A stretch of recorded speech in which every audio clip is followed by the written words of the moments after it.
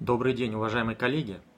В последнее время стали часто поступать вопросы относительно моей проблемы, связанной с недобросовестным исполнением арбитражным управляющим своих обязанностей в деле о банкротстве.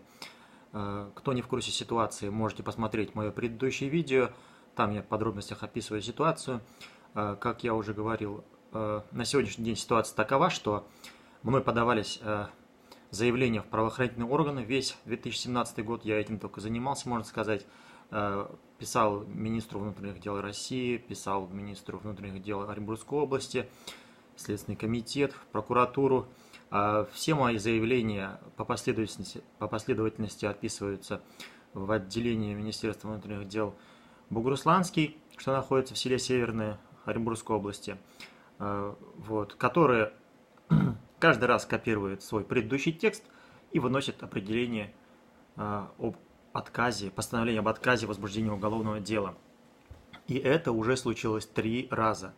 И 3 раза на основании моих заявлений в прокуратуру, в МВД области данные постановления отменялись. Получается странная картина.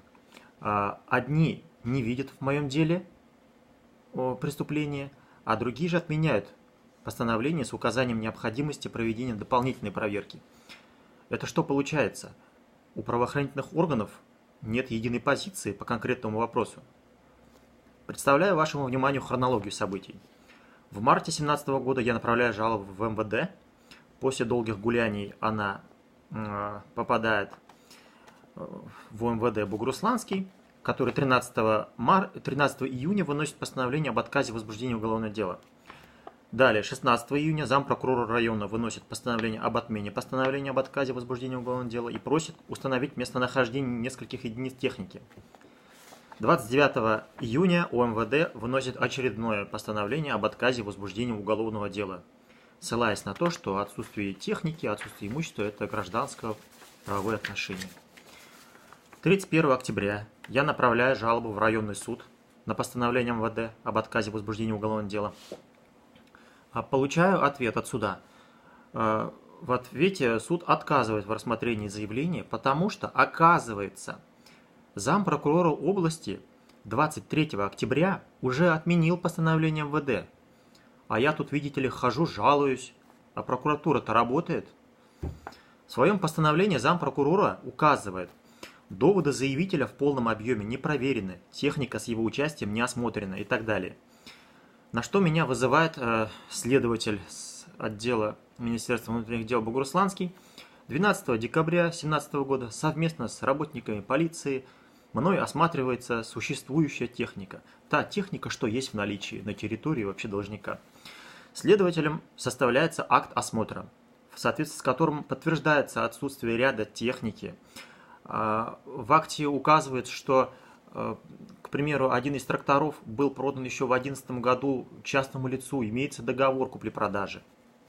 То есть, получается, что арбитражный управляющий торгует тем, чего не существует в природе. Торговля воздухом называется. Однако, на следующий день, 13 декабря, следователем вынесено постановление об отказе возбуждения уголовного дела с аналогичным, привычным уже для меня текстом, но добавлено: установлено местонахождение техники.